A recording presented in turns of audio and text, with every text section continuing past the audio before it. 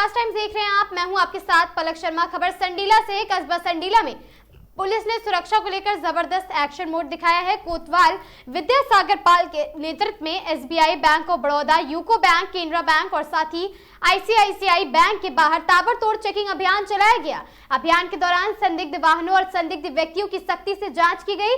Bank परिसरों के आसपास पुलिस की मौजूदगी से हड़कंप का माहौल बना रहा। पुलिस की कार्रवाई से साफ संकेत दिया गया कि अब संडीला में किसी भी तरह की संदिग्ध हरकत बर्दाश्त नहीं होगी।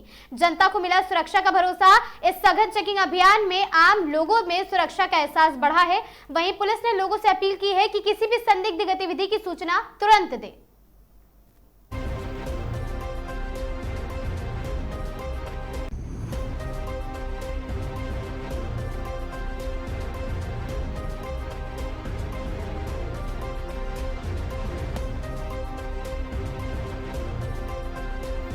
जिला जज के नेतृत्व में डीएम और साथ ही एसपी ने जिला जेल का त्रैमासिक निरीक्षण किया।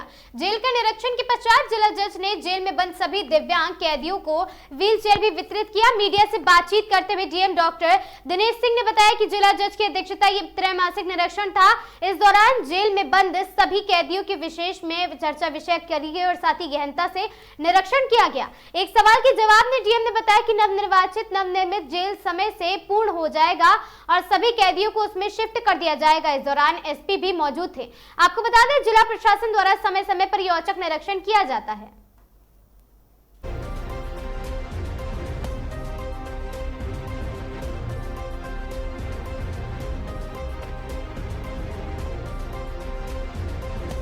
जनपद न्यायाधीश महोदय की अध्यक्षता में पुलिस अधीक्षक और मेरे द्वारा जेल का निरीक्षण किया गया है। ये एक त्रैमासिक निरीक्षण माननीय जनपद न्यायाधीश महोदय की अध्यक्षता में किया जाता है। इसमें जेल में जितने भी कैदी हैं उनके सभी विषयों पर चर्चा की जाती है और निरीक्षण भी किया जाता है। आज उसी क्रम में ये निरीक्षण संपन्न हुआ है। नए कारागार की नया कारागार बन रहा है, गुणवत्तापरक ढंग से उसका कार्य चल रहा है और समय सीमा के अंतर्गत वो स्थानांतरित होने की प्रक्रिया में रहेगा। कब तक की डेडलाइन है सर? नहीं, वो जो निर्धारित उसकी अवधि है उस अवधि के अंतर्गत उसका कार्य चल रहा है और जैसे भी सरकार निर्णय लेगी उसको उसी के क्रम में उसका स्थानांतरण होगा। जेल के अंदर की क्या व्यवस्था है? जेल के अंतर्गत तमाम व्यवस्थाएं हैं जिसको जनपद न्यायाधीश महोदय ने देखा है और दिव्यांग लोगों को माननीय हाईकोर्ट के निर्देश पर और सरकार के निर्देश पर आज जनपद न्यायाधीश महोदय ने कुछ दिव्यांग लोगों को व्हील चेयर और अन्य उपकरण भी वितरित किए।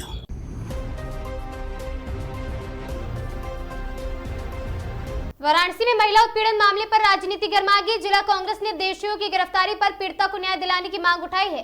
दुष्कर्म गैंगरेप के मामले में किसी स्थानीय विधायक के दबाव की बात कही जा रही। जिलाध्यक्ष अनुराधा यादव ने कहा।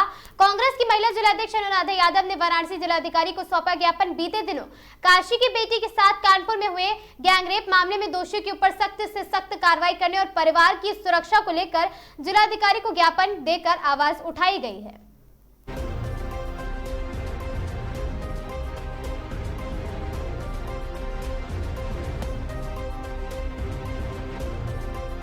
मेरा परिचय दे दूं। मेरा नाम अनुराधा यादव, मैं महिला जिला अध्यक्ष कांग्रेस पार्टी वाराणसी से। हमारी काशी की एक बच्ची जो अपने किसी रिश्तेदार के यहाँ कानपुर गई थी और उस बच्ची के साथ कुछ 2-4 लोगों ने सामूहिक बलात्कार किया। दबाव पड़ने पर लोगों की मदद से एफआईआर दर्ज कराई जाती है और गिरफ्तारी होती है। हम उस बच्ची को न्याय दिलाने के लिए और उस बच्ची के परिवार के ऊपर लगातार स्थानीय किसी विधायक वर्तमान सरकार के द्वारा जो है उन्हें जो है परेशान करने का, उनके ऊपर दबाव डालने का काम किया जा रहा है। हमें उस बच्ची के न्याय और परिवार की सुरक्षा के लिए आज हम यहाँ जिलाधिकारी महोदय को अपना ज्ञापन देने आए थे कि उन्हें जो है बच्ची को न्याय दिलाने का काम करें।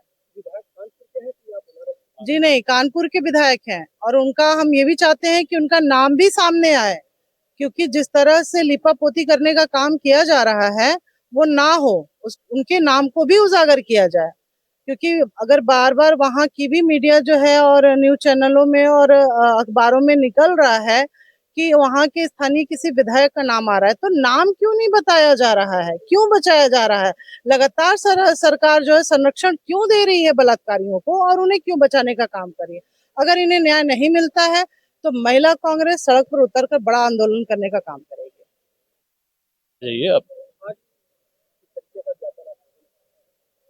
आज जिला मुख्यालय पे हमारी कांग्रेस की महिला कांग्रेस की जिला अध्यक्ष सम्मानित बहन हम सबकी अनुराधा यादव जी, महानगर अध्यक्ष सम्मानित पूर्व पार्षद पूनम विश्वकर्मा जी की अगुवाई में हम सब कांग्रेस के लोगों ने एक ज्ञापन मुख्यमंत्री महोदय को संबोधित जिलाधिकारी महोदय के माध्यम से भेजने का काम किया, जिसमें काशी की बेटी जो कानपुर किसी काम से अपने रिश्तेदार के यहाँ गई हुई थी, नाबालिग बेटी, उसके साथ सत्ता पक्ष के जुड़े लोगों ने और खास करके एक विधायक से जुड़े लोगों ने उसके साथ गैंग रेप किया। और जब दबाव बना करके स्थानीय लोगों ने वहां पे उसके रिश्तेदारों ने दबाव बना करके FIR दर्ज कराया, एकाक गिरफ्तारी करके कोरम पूरा किया गया और लगातार परिवार को प्रताड़ित किया जा रहा है, दबाव बनाया जा रहा है, फेक किसी तरह मतलब बालिग साबित करने के लिए पूरा प्रशासन तंत्र लगा हुआ है और विधायक जी पूरा के संरक्षण में पूरे केस की लिपापोती हो रही है। आज हमारी बहनों ने वाराणसी जिला महिला कांग्रेस की सम्मानित और तमाम पदाधिकारियों ने मांग की है, हम उनके परिवार की सुरक्षा की मांग करते हैं, आर्थिक सहयोग की मांग करते हैं कि परिवार को उस बच्ची को नौकरी मिले ताकि वो आगे का अपना जीवन सुखमय जी पाए। और दोषियों के खिलाफ चाहे वो कोई हो, चाहे सत्ता पक्ष से जुड़े या जो भी हो, जो जिस तरफ से प्रधानमंत्री जी और मुख्यमंत्री जी महिलाओं के अपराध पे जीरो टॉलरेंस की बात करते हैं, बड़ी बड़ी बात राजनीतिक मंचों में मीडिया में करते हैं, ऐसी घटनाएं इनको आईना दिखाने का काम करती हैं। हम सब मांग करते हैं, हम सबकी सामूहिक मांग है कि परिवार की सुरक्षा हो और बिटिया को न्याय।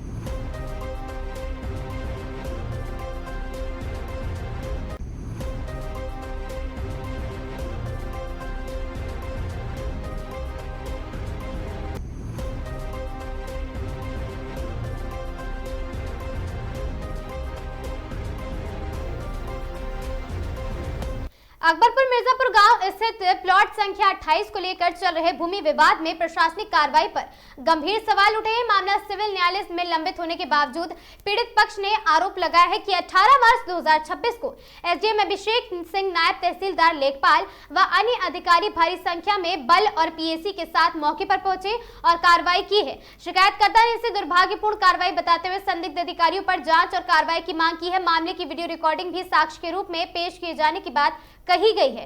फिलहाल प्रशासन की ओर से कोई आधिकारिक बयान अभी तक सामने नहीं आया है।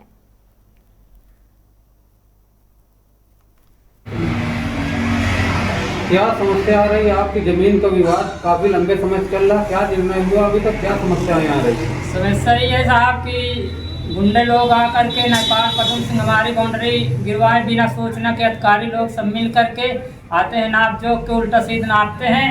हमारी 28 नंबर आगे है, 27 इसके पीछे है। हमको मार गाड़ी करके जबरियन हमारी ज़मीन कब्जा कर रहे हैं। और इतनी समय नारायण प्रधान असरावल के बनिया हैं और कहता है नंदी हमारे मौसे के लड़के हम जबरियन कब्जा कर लेंगे।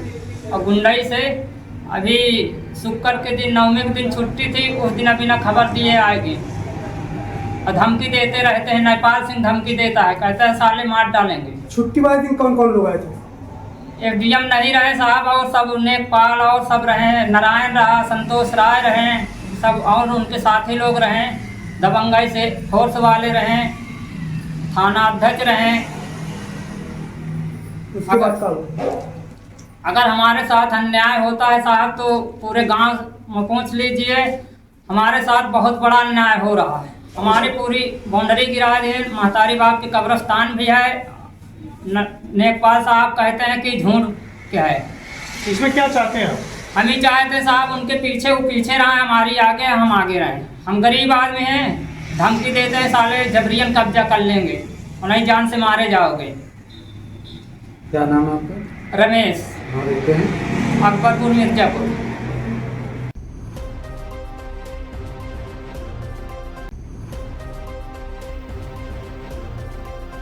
जनपद बदायूं के बिलसी थाना क्षेत्र के गांव हैबतपुर का रहने वाला 30 वर्षीय सुधीर पुत्र बाबूराम का हंसता खेलता परिवार था, तो लगभग 1 वर्ष पहले उसकी पत्नी कुसुम की बीमारी के चलते मौत हो गई।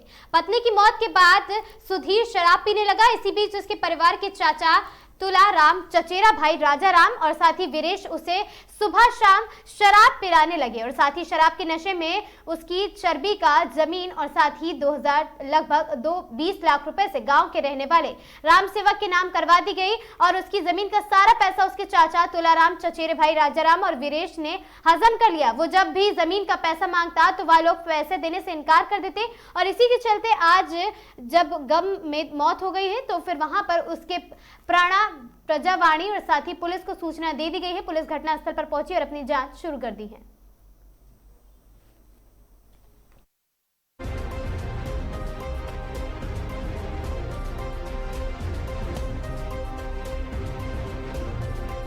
नाम है आपका? साहिब सिंह।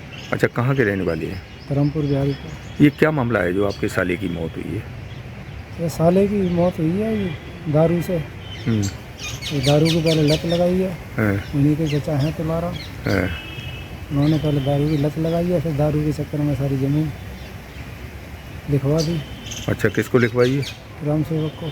अच्छा, गांव के ही हैं वो? गांव के ही हैं। अच्छा, और पैसा का किसी का कोई पता नहीं है, कहाँ पैसा गया, क्या हुआ क्या नहीं हुआ। अच्छा, तो कितनी ज़मीन बिकी है? कितने की है लगभग? 4 बीघे ज़मीन बिक गई। अच्छा, पैसे का कोई पता नहीं है? पैसे का कोई पता नहीं, ना माँ को पता है। 8 साल की लड़की है। अच्छा अच्छा, ना लड़की को कोई, लड़की के पास कुछ है, ना माँ को पता है, ना किसी और बंदे को पता है। अच्छा अच्छा। और तो इसमें कौन कौन शामिल है इनके परिवार का? वो वही हैं, चचा हैं, चचेरे 2 भाई हैं। अच्छा अच्छा। इनका क्या नाम था आपके साले का? इनके साले के नाम? सुधीर। सुधीर।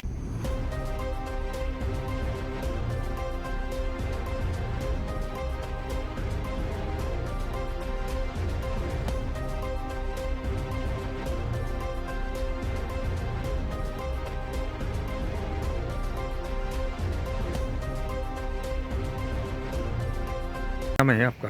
साहिब सिंह। अच्छा, कहाँ के रहने वाली है? धर्मपुर बिहारी का। ये क्या मामला है जो आपके साले की मौत हुई है? ये साले की मौत हुई है ये दारू से। ये दारू की पहले लत लगाई है। उन्हीं के चचा हैं तुलाराम। उन्होंने पहले दारू की लत लगाई है, फिर दारू के चक्कर में सारी ज़मीन लिखवा दी। अच्छा, किसको लिखवाई है? राम सेवक को। अच्छा, गांव के ही हैं वो? गांव के ही हैं। अच्छा, और पैसा का किसी का कोई पता नहीं है, कहाँ पैसा गया, क्या हुआ क्या नहीं हुआ। अच्छा, तो कितनी ज़मीन बिकी है? कितने की है लगभग? 4 बीघे ज़मीन बिक गई। अच्छा, पैसे का कोई पता नहीं है? पैसे का कोई पता नहीं, ना माँ को पता है। 8 साल की लड़की है। अच्छा अच्छा, ना लड़की को कोई, लड़की के पास कुछ है, ना माँ को पता है, ना किसी और बंदे को पता है। अच्छा अच्छा। और तो इसमें कौन कौन शामिल है इनके परिवार का? वो वही हैं, चचा हैं, चचेरे 2 भाई हैं। अच्छा अच्छा। इनका क्या नाम था आपके साले का? इनके साले के नाम? सुधीर। सुधीर। जनपद बदायूं के बिलसी थाना क्षेत्र के गांव सरतौल की रहने वाली 50 वर्षीय पप्पू गौरी पुत्र अल्लाह नूर और आज दोपहर के समय बाइक द्वारा कस्बा बिलसी से अपनी दवा लेकर अपने घर वापस जा रही थी तो बिलसी इस्लाम नगर रोड पर नगर डल्लू के पास गांव किसी अज्ञात वाहन में वहां पर पप्पू गौरी की बाइक ने जोरदार टक्कर मार दी है जिससे उनकी मौके पर ही दर्दनाक मौत हो गई है और मौत की सूचना मिलते ही परिवार में कोहराम मच गया। सूचना मिलते ही पुलिस घटनास्थल पर पहुंची और पप्पू गौरी के शव को कब्जे में लेकर पोस्टमार्टम के लिए भेज दिया है।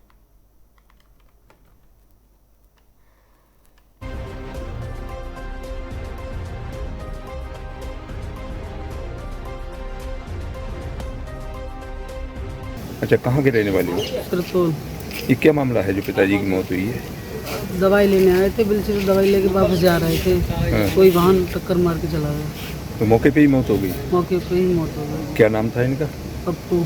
पप्पू। जनपद बदायूं के बिलसी थाना क्षेत्र के गांव बेहटा जवी के रहने वाले विमल पुत्र इतवारी लाल की शादी लगभग 2 वर्ष पहले कादर चौक थाना क्षेत्र के गांव लालूपुर नगरिया के रहने वाले जयसिंह को 22 वर्षीय बेटी किरण के साथ धूमधाम से हुई थी।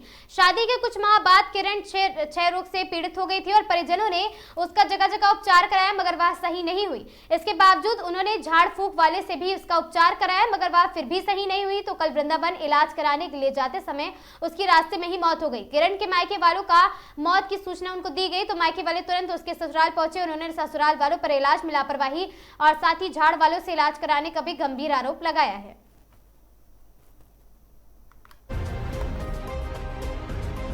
आपका गीता कहाँ की रहने वाली हो? लालूपुर नगरिया। ये क्या मामला है जो आपकी भतीजी की मौत हुई है? ये मामला ये है सर, हमने इन्हों से कहा इनके लड़की के पेट में दर्द उठा तो हमने इनसे कहा डॉक्टर के पास ले चलो, पर इन्होंने कहा नहीं हमारे भगत जी सही कर देंगे। ये भगती के चक्कर में ये जो है ले आए उसको। हमने कि भगत के पास जाओगे तो हम ना जाएंगे, डॉक्टर जैन के पास चलो हम साथ चलेंगे, अगर बरेली भेजेंगे तो हम बरेली चलेंगे। वो लड़की की लाए के उसकी जिम्मेदार जी हैं, हमें ना पता कैसे लड़की की मौत हुई। अच्छा, तो क्या आरोप है आपका कि इलाज नहीं कराया? ये आरोप है कि इन्होंने भगताई के चक्कर में उसे डॉक्टर को नहीं दिखाया। अच्छा, क्या नाम था इसका? किरण। कई साल पहले शादी हुई थी? 2 साल। पति का नाम क्या है? विमल। नाम है आपका? इतवारी। कहाँ के रहने वाले हो? बेटा जी। अच्छा, क्या मामला है जो तुम्हारी पुत्रवधू की जो मौत हुई है? सब बीमारी टीबी की मर्ज थी। हाँ, कब से थी ये? हो गए 2 साल। अच्छा, बीमारी थी इन्हें घर की लड़की। तो आपने इलाज नहीं कराया क्या? इलाज कराया साहब, हमारे पास सब रिपोर्ट हैं। अच्छा, तो ये कह रहे हैं भगताई के चक्कर में पड़ गए थे? साहब हम तो सब जैसे कि ये कहले करे कि ये काम करो तो साहब हम तो करने को तैयार थे। अच्छा, उपचार भी कराया था? हाँ। अच्छा, तो कहाँ खत्म हुई है? ये साहब मथुरा रास्ता में ले गए वृंदावन के लिए, मथुरा तक पहुँच गए, वृंदावन नहीं पहुँच पाए, रास्ता में खत्म हो गया। अच्छा, शादी कई साल पहले हुई थी? 2 साल पहले हुई। 2 साल।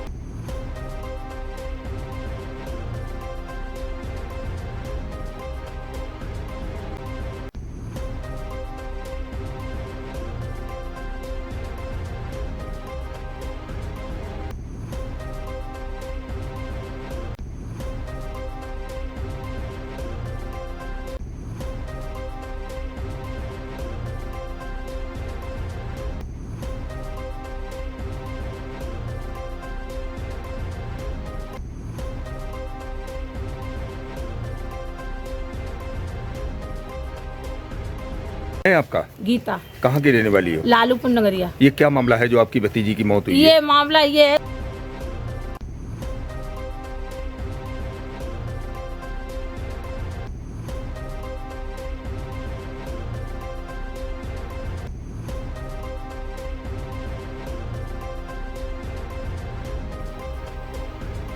है आपका। खबर बहराइच से है, जहां बहराइच जिले में भारतीय किसान यूनियन अराजनैतिक के जिला अध्यक्ष प्रमोद तिवारी ने बेड़ा मक्कन क्षेत्र में चकबंदी विभाग से जुड़ी पुरानी समस्याओं को लेकर गहरा आक्रोश व्यक्त किया है। उन्होंने बताया कि अधिकारियों के साथ कई दौर की वार्ता के बाद 3 बार काम शुरू हुआ तो लेकिन हर बार बीच में ही रोक दिया गया। पिछले शनिवार को भी काम बंद कर दिया गया, जिससे किसानों में भारी निराशा व्याप्त है। प्रमोद तिवारी ने स्पष्ट किया है कि उनकी केवल एक सूत्रीय मांग है, पूरी प्रक्रिया की सही पैमाइश कर पिछले 12 से 13 वर्षों से अपनी जमीन से वंचित किसानों को उनका कब्जा दिलाया जा सके। उन्होंने इसे जिला स्तर पर अंतिम प्रक्रिया प्रयास बताते हुए चेतावनी दी कि यदि जल्द ही ठोस समाधान नहीं निकला तो किसान अपनी मांगों को लेकर सीधे लखनऊ कूच करेंगे।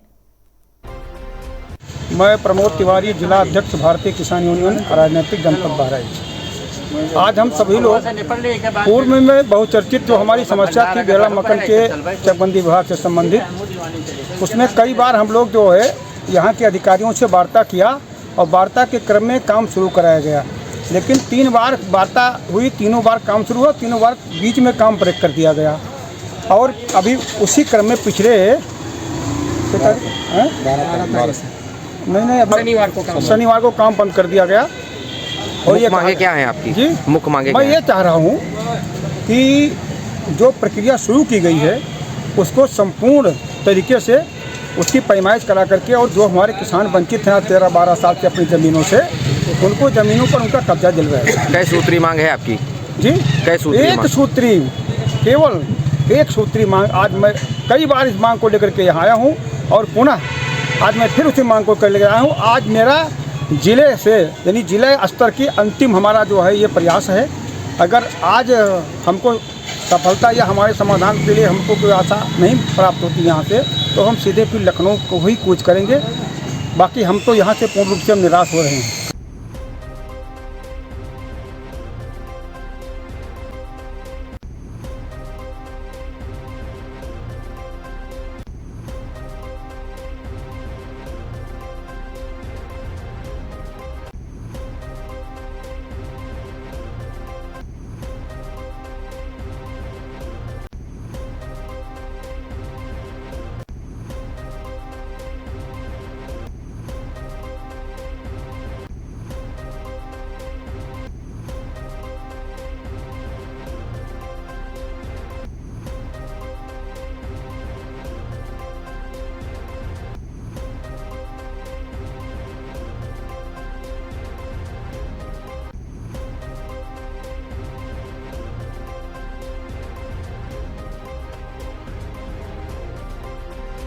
मैं प्रमोद तिवारी, जिला अध्यक्ष भारतीय किसान यूनियन।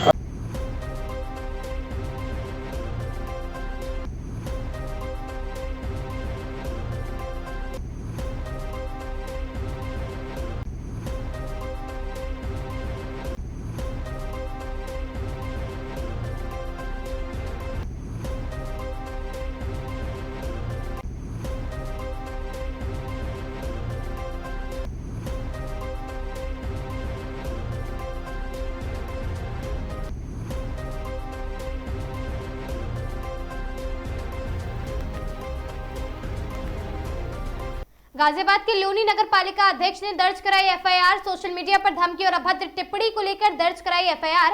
अंकुर विहार सर्किल के लोनी बॉर्डर थाने में दर्ज हुई है एफआईआर। आरोपी व्यक्ति पर पहले से दर्ज है कई गंभीर मुकदमे और प्रदेश में सबसे बड़ी नगर पालिका परिषद लोनी की अध्यक्षता है रंजीता धामा।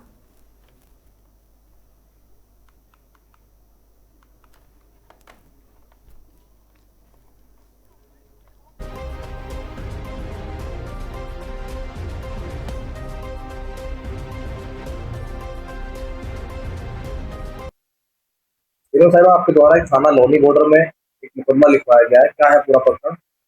देखिए, 8 मार्च को सन्नी मित्रा नाम का एक व्यक्ति है जो यहाँ पर दर्जनों जिसके ऊपर आपराधिक मुकदमे दर्ज है और हत्या के प्रयास जैसे मुकदमे दर्ज है। इन लोगों ने एक महिलाओं का समूह बनाया हुआ है और 8 मार्च को फेसबुक पर आकर के हमारे विषय में अपशब्द बोलना, अमर्यादित भाषा का जो ये लोग इस्तेमाल करते हैं और तमाम झूठी बातें जो आकर के पब्लिक के बीच में हमारे पद प्रतिष्ठा को खराब करने का कार्य करते हैं स्थानीय जनप्रतिनिधि के कहने पर। तो इसको लेकर के मैंने शिकायत की थी और उस पर मुकदमा भी दर्ज हो गया है।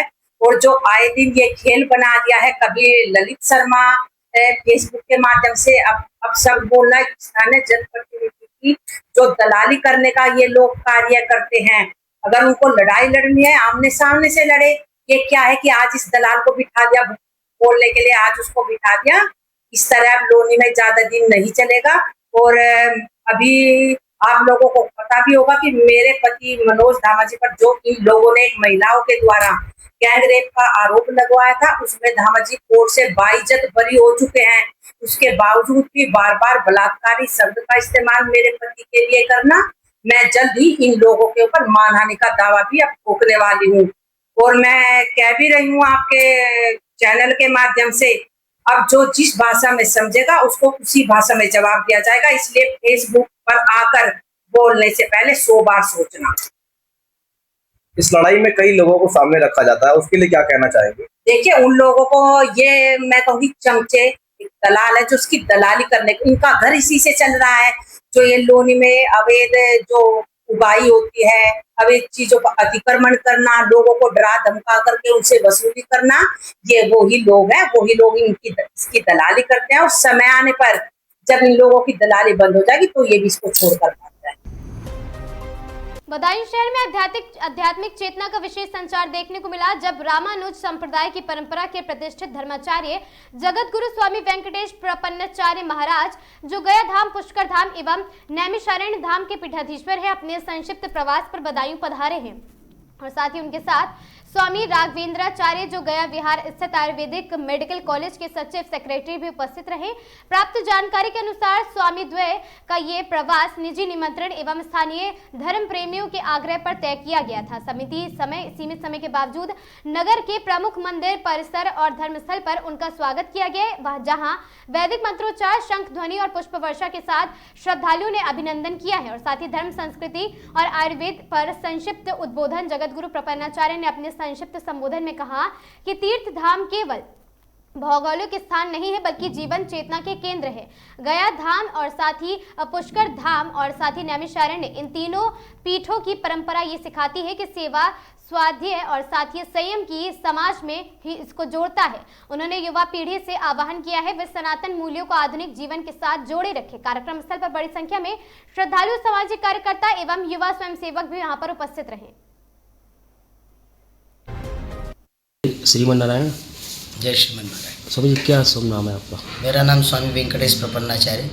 मैं गया और पुष्कर जी से आया हुआ हूँ और हमारा परिचय इस क्षेत्र के आश्रम में स्थित गुरा से है, बेटा जंगल से है और कचला में भी अपना सुंदर आश्रम है।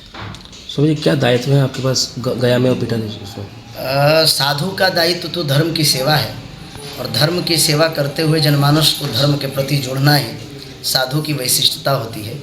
तो हमारे पास दायित्व भगवत सेवा और जन सेवा ही हमारा दायित्व है। इस दायित्व के सिवाय और कोई सेवा नहीं है और पूरा जगत ही सेवा है। तो स्वामी जी, वर्तमान परिवेश में इस समय जो स्थितियाँ चल रही हैं, इसको लेकर क्या कहेंगे आप? देश में प्रकृति कुपित है। देश ही नहीं, केवल अपने भारतवर्ष की चर्चा करें तो केवल भारतवर्ष में ही नहीं अपितु पूरे विश्व में युद्ध की स्थिति बनी हुई है और युद्ध हो भी रहा है। जहाँ ईरान, इजराइल और अमेरिका आदि मिल कर के युद्ध कर रहे हैं, कहीं रूस और यूक्रेन में युद्ध चल रहा है, भारत में ही वैचारिक द्वंद्व भी चल रहा है। तो युद्ध की स्थितियाँ तो बन ही रही हैं और बनी भी हुई है। इसमें अब हमारा विचार क्या हो सकता है? सभी जनमानस के लिए मैं परमात्मा से प्रार्थना करूँगा कि सभी जीव को सद्विवेक दे। किसी भी स्थिति में हिंसा किसी मार्ग को प्रशस्त नहीं कर सकता है। जनमानस को स्थिर रखने के लिए प्रेम और बंधुत्व का ही मार्ग सरल होता है। लेकिन प्रकृतियाँ ऐसी कुपित होती है, उसमें वैचारिक द्वंद्व होना स्वाभाविक बन जाता है। आज की अगर सामयिक चर्चा किया जाए तो इस समय विश्व की स्थिति ठीक प्रतीत नहीं हो रही है। आने वाला समय और इससे भयावह न हो, इसके लिए हम परमात्मा से प्रार्थना करेंगे और जनमानस से प्रार्थना करेंगे कि सबको संप्रभुता बना करके इस मानव समाज को और स्थापित करना चाहिए। स्वामी जी, युद्ध जो चल रहा है इस समय, क्या इससे क्या क्या हानियाँ हैं? अब युद्ध की हानियाँ तो देखिए, आर्थिक रूप से और वैश्विक रूप से समाज के प्रबुद्ध लोग भी बता सकते हैं। हमारा आध्यात्मिक क्षेत्र है और जहाँ जनमानस जब आक्रांत होता है, समाज जब उद्वेलित होती है, तो कहीं ना कहीं समाज के प्रत्येक क्षेत्र पर असर आता है। वह चाहे आर्थिक हो, चाहे मानसिक हो, चाहे सामाजिक हो, चाहे किसी भी प्रकार से हो। जैसे अभी भारतवर्ष में तेलों की स्थितियाँ बहुत अच्छी नहीं हैं, फिर भी हमारी सरकार आश्वासन दे रही है कि हमारे पास पर्याप्त मात्रा में तेल है। हम परमात्मा से प्रार्थना करेंगे कि ये युद्ध बहुत लंबा न चलते हुए अविलंब इस युद्ध पर विराम होना चाहिए, ताकि जनमानस असामान्य स्थिति में न आते हुए सामान्य स्थिति में स्थापित रहे। तो युद्ध की स्थितियां जब भी होती है तो वैश्विक दृष्टिकोण से तो जनमानस पर कहीं ना कहीं असर डालता ही है। अभी जनमानस उथल पुथल हो रहा है, अभी ये आगे न हो, इस पर प्रबुद्ध जनों को विचार करना चाहिए। वैश्विक पटल पर इस पर चर्चा होनी चाहिए, वार्तालाप होनी चाहिए। युद्ध कभी भी किसी क्षेत्र का समाधान नहीं हो सकता है। वह केवल और केवल अपने स्वयं के ईर्ष्या को सेटिस्फाइड, संतुष्ट करने का एक असहज मार्ग हो सकता है। सामाजिक प्रबुद्धता तो उसी से प्रमाणित होती है कि लोग बैठ करके टेबल टॉक करें, बात करें, डायलॉग करें और उसके अनुसार एक सामान्य समाज की स्थापना कर सके। प्रयागराज में जो जग जाहिर है और बड़ा एक कांड हुआ था, क्या कहेंगे उसके लेकर? प्रयागराज के संदर्भ में माघ मेला में जो घटित 2025-26 के अंत में जो घटित घटना है, उसके संदर्भ में आप पूछ रहे हैं, तो उसमें मेरा विचार यही मंतव्य होगा, यद्यपि मुंडे मुंडे मतिर भिन्न, शासन को अपनी मर्यादा में रह करके शासन सत्ता का संचालन करना चाहिए और साधु समाज को भी शासनादेश का अनुपालन करते हुए अपने धर्म के अनुसार अपने क्रिया प्रतिक्रिया को पालन करना चाहिए। लेकिन शासन जब उच्छृंखल हो जाती है तो धर्म सत्ता का धर्म दंड ही उसको कंट्रोल में लाने का मार्ग प्रशस्त करती है। निश्चय ही शासन ने जो उदंडता करी वो धर्म सत्ता के ऊपर धर्म के लिए अच्छी बात नहीं है। हम एक धार्मिक सनातन धर्मावलंबी होने के नाते शासन के इस रवैया की समर्थन तो नहीं कर सकते हैं। हो सकता है आने वाला समय शासन अपने किए हुए कार्यों पर पश्चाताप करेगी और पुनः आने वाला जो माघ मेला होगा उस पर ऐसे घटनाओं को प्रशासन पुनरावृत्ति नहीं करेगी। संत समाज को भी अपनी मर्यादा में रख करके धर्म का अनुपालन करना चाहिए। स्वामी जी, आपको नहीं लगता कि ये सबसे बड़ा कांड हुआ है प्रयागराज में अब तक? शासन जब किसी के साथ व्यक्तिगत द्वेष साधने के लिए अगर किसी को टारगेट करेगी तो न तो धर्म देखती है, न जाति देखती है, न वैभव देखती है, न पद देखती है। जो घटनाएं घटित हुई और अभी माननीय हाईकोर्ट का जो आदेश आया है उस आदेश के तहत से ये स्पष्ट पता चल रहा है कि हमारे जिन महासंतों पुरुषों के साथ दुर्व्यवहार किया गया वो कहीं न कहीं किसी न किसी प्रकार से व्यक्तिगत षड्यंत्र का एक प्रभाव दिखाई देता है। ऐसा बिल्कुल नहीं करना चाहिए। शासन को अपने अनुसार कार्य करना चाहिए लेकिन किसी का व्यतिक्रम नहीं करना चाहिए। ये शासन को भी अपने स्मरण में रखना चाहिए। एक मुद्दा उठ रहा है बहुत काफ़ी दिनों से यूजीसी का। हाँ, तो यूजीसी का मुद्दा एक मुद्दा बन के रह गया है कि क्या होगा आगे इस पर? यूजीसी का मुद्दा उसी प्रकार से है जैसे राई के ढेर पर कोई पत्थर पटक देता है।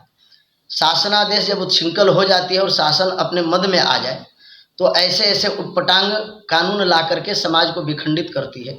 समाज को एकजुट रहना चाहिए और ऐसे इस प्रकार के एक्ट जो शासनादेश लाती है उसका पुरजोर विरोध करना चाहिए ताकि समाज खंडित न हो।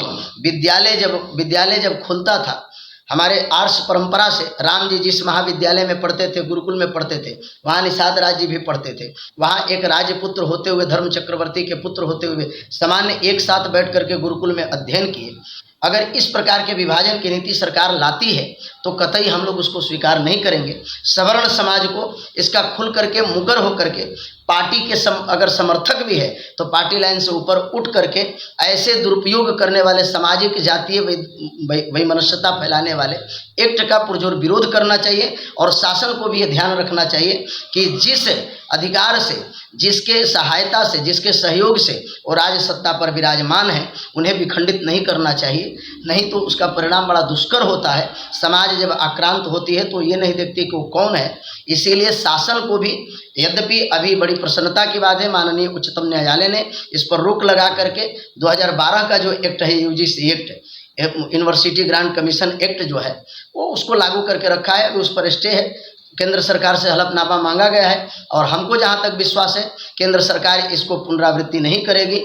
उस पर पुनर्विचार करते हुए, इस एक्ट को पुनः विचार करते हुए उसको संशोधित करते हुए समाज को समर्पित करेगी। इसमें कहीं कोई संशय नहीं है। लेकिन फिर भी मैं यही जनमानस से अनुरोध करूंगा कि ऐसे विभाजनकारी नीतियों का पुरजोर विरोध होना चाहिए। इसमें कतई कोई किंतु परंतु नहीं होना चाहिए। सवर्ण समाज को लोग किसी प्रकार से दबा न। औद्योगिक क्षेत्रों में अग्नि सुरक्षा की तैयारियों को परखने के लिए आज हरिद्वार रोड स्थित हिंदुस्तान नेशनल ग्लास फैक्ट्री में फायर ब्रिगेड द्वारा मॉक ड्रिल का आयोजन किया गया। इस अभ्यास का मुख्य उद्देश्य आपातकालीन स्थिति में कम से कम समय में जान माल के नुकसान को रोकना और आग पर प्रभावी ढंग से काबू पाना था। अभ्यास की शुरुआत एक काल्पनिक संरचना सूचना से हुई है जिसमें फायर स्टेशन को बताया गया कि फैक्ट्री के एक हिस्से में भीषण आग लग गई। सूचना के अनुसार फर्नेस लीकेज होने के चलते आग भड़क उठी। लीकेज की चपेट में आने से एक युवक कर्मचारी गंभीर रूप से झुलस गए हैं जबकि एक अन्य व्यक्ति भी घायल हुए। सूचना मिलते ही फायर ब्रिगेड की गाड़ियां सायरन बजाते हुए तत्काल मौके पर पहुंची। फायर कर्मियों ने मोर्चा संभालते हुए 15 मिनट की मशक्कत के बाद आग पर काबू पा लिया था।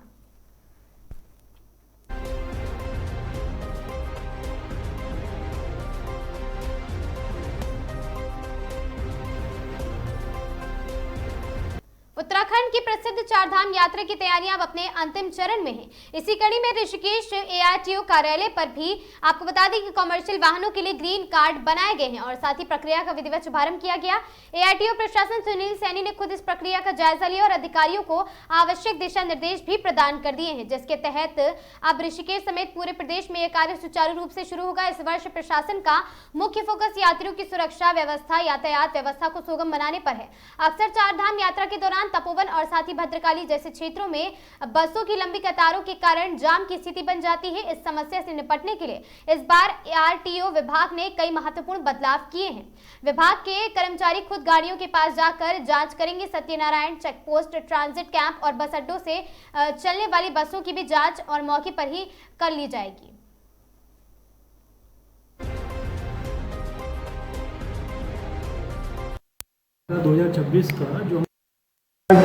का जो विधिवत प्रारंभ होना था माननीय मंत्री जी द्वारा कर दिया गया है और उसके पश्चात पूरे प्रदेश में ग्रीन कार्ड बनाने का जो कार्य है वो सुचारू रूप से चालू हो गया है।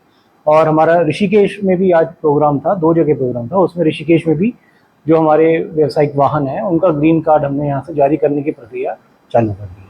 सर, चारधाम को लेकर इस बार क्या तैयारियां हादसे को रोकने के लिए? चारधाम यात्रा को सेफ और रिलायबल बनाने के लिए डिपार्टमेंट द्वारा इस बार थोड़ी और इसमें हम लोग प्रयास कर रहे हैं। जैसे जो तपोवन और भद्रकाली में जाम की स्थिति कई बार लग जाती थी बसों के कारण, इस बार हम एक्स्ट्रा मैन पावर दे रहे हैं वहाँ पर, उनको एक्स्ट्रा टैबलेट्स देंगे कि और वाईफाई कनेक्शन भी दे रहे हैं जिससे जो गाड़ी वाले हैं उनको उतर के चेक पोस्ट पे ना जाना पड़े। हमारे जो भी कर्मचारी होंगे वो गाड़ी में ही चेक कर लेंगे, पहली बात। दूसरा, जो हमारी सत्यनारायण चेक पोस्ट है और ट्रांजिट कैंप और जो बस अड्डा है वहाँ से जो बसें चलती हैं उनको वहीं मौके पे चेक कर लेंगे, और ताकि जो हमारी चेक पोस्ट हैं वहाँ बसों को कम से कम रोकना पड़े। 90% अगर बस चेक होके जाएंगी तो वहाँ जाम की स्थिति भी कम रहेगी। इस बार डिपार्टमेंट के द्वारा ग्रीन कार्ड में और सुगमता के लिए QR कोड के माध्यम से, UPI के माध्यम से भी पेमेंट जो है उस चालू कर दिया गया है, जो विधिवत आज से शुरू हो चुका है। साथ ही ग्रीन कार्ड का जो लिंक है वो WhatsApp नंबर पे भी आपके जाएगा, जिससे आप उसको लिंक से डाउनलोड करके कहीं भी दिखा सकते हैं। तो जिस तरीके से पिछली बार हादसे हुए थे, जो ड्राइवर थे उनको नींद आ गई थी, क्या उसके मेडिकल चेकअप वगैरह करके कोई? नहीं, लास्ट टाइम कोई ऐसा मेजर हादसा नहीं हुआ। लास्ट ईयर हुआ था, उसी को देखते हुए हमारी जो चेक पोस्टें हैं जैसे नारसन है, आशारोड़ी है या हरबटपुर है, ऋषिकेश में भी हमने ड्राइवर्स के लिए एक रेस्ट एरिया बनाया था, जिसमें अगर कोई ड्राइवर लंबे सफ़र से आ रहा है तो थोड़ी देर रेस्ट कर लेगा, जिससे उसको समय मिल सके रेस्ट का और गाड़ी को ठीक से चला सके और दुर्घटनाओं में कमी आए। तो पिछली बार का जो हमारा प्रयास था वो काफ़ी सफल रहा था।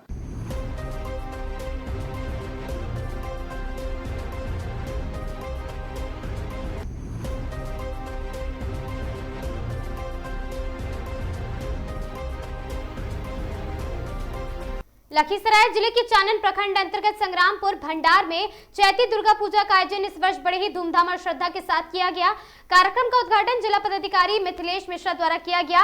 इस दौरान मुखिया दीपक सिंह, पंचायत समिति सदस्य निरंजन पासवान, बबलू मंडल, BK भंडारी, सनोज यादव, मनोज सिंह, प्रसाद यादव सहित कई लोग वहां मौजूद रहे। मेले में विभिन्न सांस्कृतिक कार्यक्रमों का भी आयोजन किया गया, जिसमें झारखंड से आए कलाकारों के बीच छाबड़ा ने अपने मधुर गीतों से दर्शकों का मन मोह लिया और साथ ही उनकी प्रस्तुति के दौरान देर रात तक दर्शक झूमते नजर आए हैं।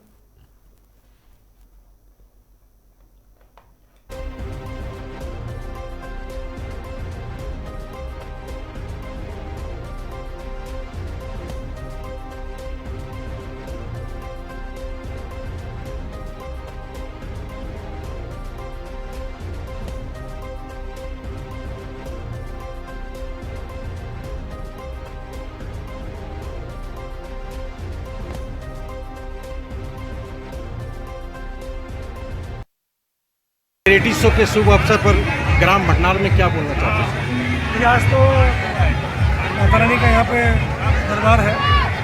मुझे बताया गया कि आज रात्रि जागरण है। चैती दुर्गा की नवमी के बाद मंदिर बना है, पट खुला है। यहाँ के सभी श्रद्धालु लोग हैं, तो मेरी तरफ से बहुत बहुत शुभकामनाएं, नवरात्रि की बहुत बहुत बधाई। लोग अपनी श्रद्धा से, अपनी मन से अपनी पूजा कर रहे हैं। ग्रामीण क्षेत्र में इतने ज़्यादा लोग शाम के समय, रात के समय निकले हुए हैं, यह अपने आप में एक अच्छी स्थिति है। प्रशासन द्वारा भी यहाँ पर तैयारी की गई है और लोग घर से निकलकर अपनी खुशहाली मना रहे हैं, अपनी धर्म का पालन कर रहे हैं। मैं सबको अपने अपने पर्व की बहुत बहुत शुभकामना देता हूँ और आशा करता हूँ कि पर्व आयोजन खूब शांतिपूर्वक होगा। स्थानीय स्तर पर मेला लगा है, इसकी मैं सबको शुभकामना देता हूँ। प्रशासन की विधि व्यवस्था सर? हाँ, थाने से लोग यहाँ पे तैनात हैं, दंडाधिकारी यहाँ पे तैनात हैं। मेला प्रशासन के साथ समन्वय करके लोग यहाँ पे अपनी ड्यूटी कर रहे हैं। इस ड्यूटी को देखने के लिए मैं भी आया था और इस क्षेत्र में आकर मुझे अच्छा लगा। इसलिए कि हम लोग को अंतर्राष्ट्रीय राष्ट्रीय महिला दिवस था, उस दिन हम लोग यहाँ आए थे और उस दिन निमंत्रण मिला था। हमने बात है कि अच्छा मेला के दिन हम लोग शाम को आएंगे।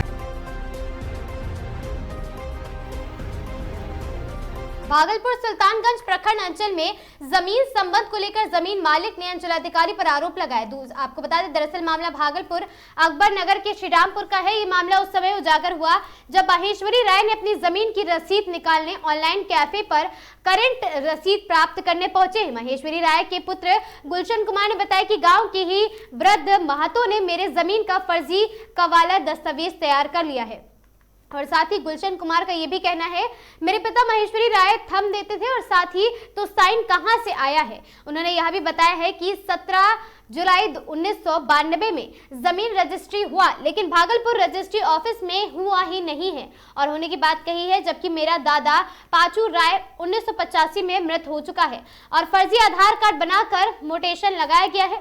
एक तरफ बिहार सरकार के राजस्व मंत्री विजय सिन्हा फर्जी करने वाले बिचौलियों पर लगाम लगाने में जुटे हैं, दूसरी तरफ राजस्व विभाग ऐसे मामलों में जमीन संबंधी कार्य में लापरवाही का सामना कर रहा।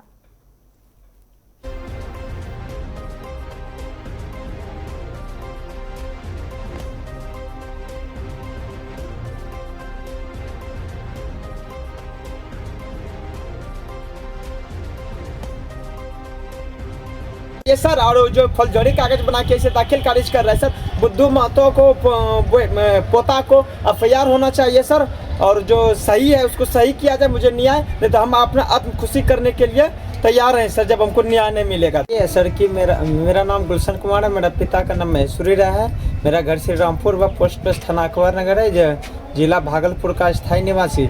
मामला ये है सर कि मेरे ज़मीन का बैक डेट में कवाला बना के, या फुलझड़ी कवाला आप बोल सकते हैं, वो बना करके दाखिल खारिज करवा रहे थे। ये कौन करवा रहा था? बुद्धू महतो, पिता मुसरू महतो। कौन है बुद्धू महतो? कौन है? मेरे गांव का पड़ोस है सर। हाँ, फिर बात क्या हुआ? बात ये है सर कि बुद्धू महतो का 85 में लगभग 1985 में मृत्यु हो चुका है सर, और कवाला का जो डेट उसने दिए हैं कि 2092 में 17 तारीख 7वां महीना में जो करवाए हैं, जो कि वो फुलझड़ी कवाला का है। जब हम सीओ साहब को बताएं कि आप ये भागलपुर लेखक पदाधिकारी से आप जाँच करवा सकते हैं कि कवाला इस डेट में हुआ है कि नहीं हुआ, तो सीओ साहब ने मुझे डराने का प्रयास किया। 9:43 में रात्रि में फ़ोन किए 11 तारीख को। तो क्या बोल रहे थे? बोल रहे थे कि नहीं, ये मोटिशन हो जाएगा, तुम पे 420 का हम धारा लगाएंगे, तुम झूठो मुठो का किसी को परेशान कर रहे हैं और तुम रिजेक्ट करवाना चाहते हो। तो इसके बाद क्या कुछ? उसके बाद जब 18 तारीख को रिजेक्ट किए और सीओ साहब ने एक बार भी उनको पक्षी को नहीं बुलाए हैं, आवेदनकर्ता को नोटिस किया था क्या उसको? हाँ, सीओ साहब को बोले थे कि नोटिस करिए, लेकिन सीओ साहब ने नोटिस नहीं किए हैं। नोटिस करते तो वो आते हैं ना, हम तीनों डेट में हाजिर हैं सर। आखिर मामला कैसे हुआ? कैसे पता चला कि मामला 4 तारीख 3वां महीना 2026 को हमारे ऊपर पे एफआईआर हुआ, जो कि मेरा बड़का बाप ने एफआईआर किया। यही जमीन खसरा 745 खसरा 56 में रेकवा नोटिस मिल पे। तब हमने जब थाना अध्यक्ष राहुल कुमार जी ने इसका रसीद मांगे, तो हम रसीद पे निकलवाने के लिए कैफे गए, तो हम कैफे में देखे कि मेरा जमाबंदी से रसीद कट करके 2 मतलब कटवा रहे हैं। तब उन्होंने हम 25 को आवेदन दिया, 25/2/2025 को हम आवेदन दिए हैं उसमें।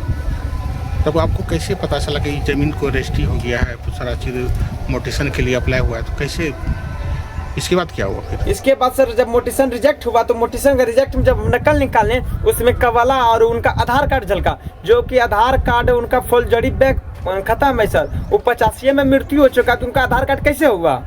85 में मृत्यु हो चुका, नहीं आधार कार्ड उसका शो कर रहा है, मोटेशन में लगा करके शो कर रहा है।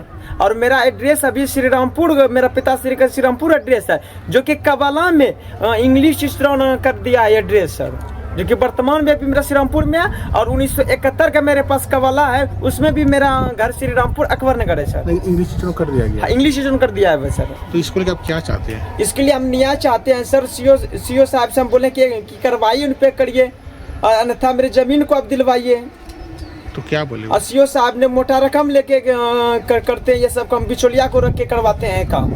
जब किसी आम आदमी का सर एप्लीकेशन करता है ये मोटिशन के लिए, तो सबसे पहले तो सीओ साहब ने फॉरवर्ड कराने में 15 से 20 दिन लगाते हैं। जब इन्होंने 13 दिसंबर को इन्होंने जब मोटिशन के लिए अप्लाई किए तो 14 को कर्मचारी साहब को रिपोर्ट बना के दे दिया, 17 को आरओ साहब ने भी रिपोर्ट बना दिए हैं। उसके बाद सीओ के आईडी में सर पेंडिंग था, तब को हमको जानकार लगा, तब हमको एक क्लेम किए, तब सर उसको रिजेक्ट किए, अन्यथा उस पर अभी तक कोई कार्रवाई नहीं हुआ है सर। और हम ही को डराने का प्रयास कर रहा है कि उनको 420 में भेज देंगे, और मिली भगत से कारण उन्होंने बैक डेट में कबला बनवाते हैं सर और मोटिशन करते हैं रकम लेकर के। 420 के बाद कौन बोला?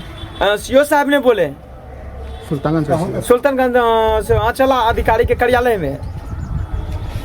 हमने बोले कि सर अगर हम आरोप लगा रहे हैं कि फुलझड़ी कबला है तो आप जांच करिए, अगर हम गलत है तो हम पे कार्रवाई करिए। सर मेरे पिताश्री पे कार्रवाई किए, आज तक मेरे पिताश्री ने कभी सिग्नेचर नहीं करते हैं, मेरा कोई भी, मेरा बड़का बाप हो या मेरा पिताश्री कोई सिग्नेचर नहीं करते हैं, लेकिन बुद्धू महतो ने उसमें सिग्नेचर कबला में किए हैं जो कि मेरा पिताश्री टिप देते हैं। ये भी बात हम सीओ साहब को बताए हुए हैं, और फुलझड़ी ये लोग करते हैं सर, और उनके हम ही को डराने का प्रयास कर रहा है सर कि फुलझड़ी में फंसा देंगे। हाँ, फुलझड़ी फंसा रहा है सर। अब बोल रहा है तुमको धमकी देंगे, कभी भी तुमको उठवा सकते हैं, हम कुछ भी कर सकते हैं तुम्हारे साथ। ऐसी जमीन में जब आज हम टैंकी खनवा रहे थे तो मेरा सुलेखान रवि विपत्ति इसमें लगाते हुए कहते हैं, आज भी हमको राहुल कुमार दरोगा जी, राहुल कुमार थाना अध्यक्ष जी ने हमको बहुत तरह से बोला कि इसको तुम हमको प्रमाणित करके लाओ कि ये जमीन तुम्हारा है। तो हम बोल रहे सर मेरा खतियौनी जमीन, आप हमको खतियौन दिखा, जो आपत्ति लगा रहा है सर उसका वो खतियौन मांग कर आप दिखाइए ना सर। ये कौन उठाया था? ये थाना अध्यक्ष अकबर नगर का थाना अध्यक्ष। आज सर 11:33 में, जो कि हमारे घर में सीसीटीवी फुटेज भी लगा हुआ है सर, आप डीवीआर भी निकाल करके इसमें जांच कर सकते हैं। जो उठाया था? हाँ, उठाया हुआ है सर। उसके बाद हमने डीएम साहब को भी टोल फ्री नंबर से कॉल किए, तो डीएम साहब ने हमें यह शिकायत दर्ज किए। उसके बाद बीडीओ साहब ने आज हमको फ़ोन किए, तो बीडीओ साहब ने बोले कि कल आप 12:30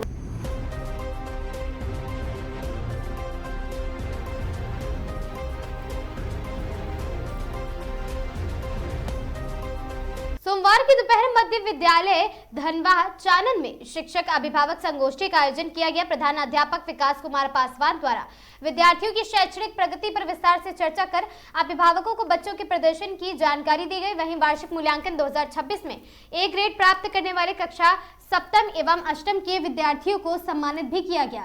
प्रधानाध्यापक ने अभिभावकों से कहा कि वर्ष भर की पढ़ाई के बाद परीक्षा का समय आता है, ऐसे में अभिभावकों को अपने बच्चों के परिणाम, उनकी नियमित उपस्थिति, होमवर्क और अन्य गतिविधियों पर ध्यान देना चाहिए। प्रत्येक गतिविधि के आधार पर बच्चों का मूल्यांकन किया गया। शिक्षकों ने अभिभावकों से ये अपील की है कि वे समय समय पर विद्यालय को ये बताएं कि बच्चों को कैसी शिक्षा मिल रही है, और यदि किसी भी प्रकार की कमी होती है तो बच्चों को बेहतर बनाने का प्रयास करें। इस अवसर पर प्रधानाध्यापक सहित स्कूल के तमाम शिक्षिका उपस्थित रहे। वहीं इंटर स्तर पर उच्च माध्यमिक विद्यालय तीर्थायचक की भी बबली कुमारी और साथ ही SS+2 high school Mananpur Nita Kumari, matric में उत्क्रमित उच्च माध्यमिक विद्यालय जानिक डीही और साथ ही बेदलरिया के आर्यन कुमार आदि लोग पुरस्कृत उन्हें किया गया।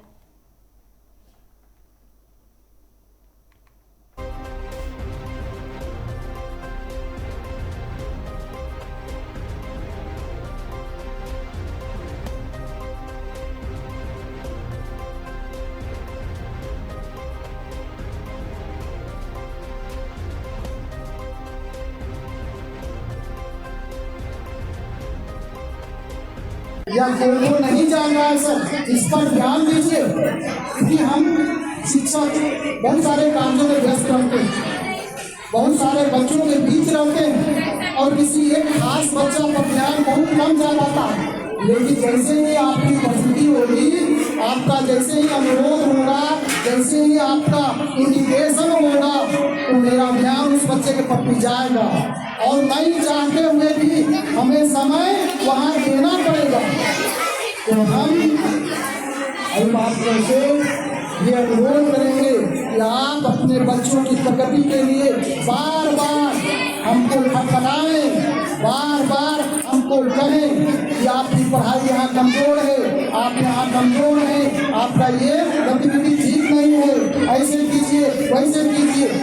ये आपका अधिकार है और मेरा कर्तव्य होगा कि उसे जो चीज नहीं आ रहा है उसे सिखाऊं। खबर बालोतरा से है, जहां रावण राजपूत समाज बालोतरा की ओर से भजन गायक छोटू सिंह रावण को मिली है कथित धमकी के विरोध में पुलिस अधीक्षक को ज्ञापन सौंपकर सुरक्षा की मांग की गई है। ज्ञापन में बताया गया कि 27 मार्च 2026 को रात्रि 11 बजे के बाद शिव विधायक रविंद्र सिंह भाटी द्वारा एक फेसबुक कमेंट के संदर्भ में फोन कॉल कर कथित रूप से धमकाया गया। समाज के इस घटना को एक कलाकार की अभिव्यक्ति की स्वतंत्रता पर आघात बताते हुए कड़े शब्दों में निंदा की गई है। ज्ञापन के माध्यम से समाज ने मांग की है कि भजन गायक को उचित सुरक्षा प्रदान की जाए, पूरे मामले की निष्पक्ष जांच कर दोषियों के खिलाफ कार्रवाई हो तथा संबंधित जनप्रतिनिधि को भविष्य में इस तरह की धमकी हरकतों से बचने की समझाइश भी दी जाए। भजन गायक छोटू सिंह जी रावणा को रात को 11 बजे जो धमकी मिली, उसके उपलक्ष्य में हम पूरा रावण राजपूत समाज जो है इकट्ठा हुए हैं और हम पूरा समाज जो है आपके साथ हैं। धन्यवाद। आज हमारा सारा पूरा समाज रावण राजपूत समाज जो छोटू सिंह जी के समर्थन में खड़ा हुआ है, ज्ञापन देने आए हैं सब एसपी साहब को। और छोटू सिंह जी को शिव विधायक निर्दलीय रविंद्र सिंह जी भाटी द्वारा रात 11 बजे फोन करके धमकी भरे शब्दों में उनको डराना, उसके लिए हम सब पूरे समाज आज एसपी ऑफिस में आए हैं और हम निंदा करते हैं रविंद्र सिंह जी भाटी साहब की, जो एक विधायक होते हुए इस प्रकार की काम करते हैं। और हमारे राजस्थान में भाजपा की सरकार है और जब भी चुनाव आते हैं तब हमारे जितने भी राष्ट्रवादी भजन गायक हैं, चाहे छोटू सिंह जी रावणा हो, चाहे प्रकाश जी माली हो, चाहे श्याम जी बलीवाल हो, सारे के सारे भाजपा की सरकार के साथ कंधे से कंधा मिलाकर खड़े रहते हैं और पूरा समर्थन करते हैं। और राजस्थान में भाजपा की सरकार बनाने में उनका पुरजोर सहयोग रहता है। इसलिए मैं राजस्थान की सरकार से ये निवेदन करता हूँ कि छोटू सिंह जी की सुरक्षा के लिए और उनको जल्द से जल्द सुरक्षा दी जाए। और राजपूत समाज के कुछ असामाजिक तत्व, मैं सबका नहीं बोल रहा हूँ, जो सोशल मीडिया के माध्यम से जो अपशब्दों का प्रयोग कर रहे हैं रावण राजपूत समाज के लिए, तो उनके लिए मैं ये चाहता हूँ कि सख्त से सख्त कार्रवाई की जाए और उनके खिलाफ एक्शन लिया जाए और छोटू सिंह जी को जल्द से जल्द सुरक्षा प्रदान की जाए। वैसे छोटू सिंह जी पूरे राष्ट्र में प्रसिद्ध हैं, राष्ट्रीय भजन गायक, हमारे समाज के आइकॉन है। और उन्होंने अपनी बात रखी थी सोशल मीडिया पे, एक बच्चे ने अपनी इच्छा जाहिर की कि मैं पीड़ित हूँ, बीमार हूँ, और आपने एक डुप्लीकेट फोन पे जिस बच्चे ने वीडियो वायरल किया उसके समर्थन में उसको सपोर्ट किया, तो मुझसे भी मिलने आते। तो छोटू सिंह ने मात्र यही कहा कि जब आप एक सेलिब्रिटी नहीं हो बेटा, सेलिब्रिटी होते हो तो आप भी नहीं, सारे नेता आपसे मिलने आते। ये लोकतंत्र में मनुष्य की अभिव्यक्ति है, अपने विचार रख सकता है, और उन्होंने ऐसा कुछ गलत नहीं कहा। उन्होंने सिर्फ यही कहा है कि भाई कोई भी सेलिब्रिटी होते हैं तो उनके पीछे बहुत आते हैं, नहीं तो आपको कोई नेता पूछने नहीं आया है। और उस बात को लेकर उन्होंने रात को 11 बजे धमकी दी कि मैंने 2 बार आपको छोड़ दिया है, अब मैं देख लूंगा, सीधा कर दूंगा। ये बड़ा निंदनीय है। मतलब एक जनप्रतिनिधि है, बड़े लोकप्रिय हैं, और उनके मुखारबिंद से ये शब्द बड़े दुखद है और पूरे 36 कौम में रोष है कि उन्होंने ये वर्ड किया। ये बहुत दुखदायी है और हम लोग प्रशासन से चाहते हैं कि उनकी सुरक्षा बढ़ाई जाए, क्योंकि उनके समर्थक भी पूरे इंडिया में हैं और वो लोग निरंतर उनको धमकियां दे रहे हैं और समाज के लिए अशब्द कह रहे हैं। उनको भी सरकार तुरंत प्रभाव से रोके, उन पर चार्ज करे, ताकि 2 समाजों में देश।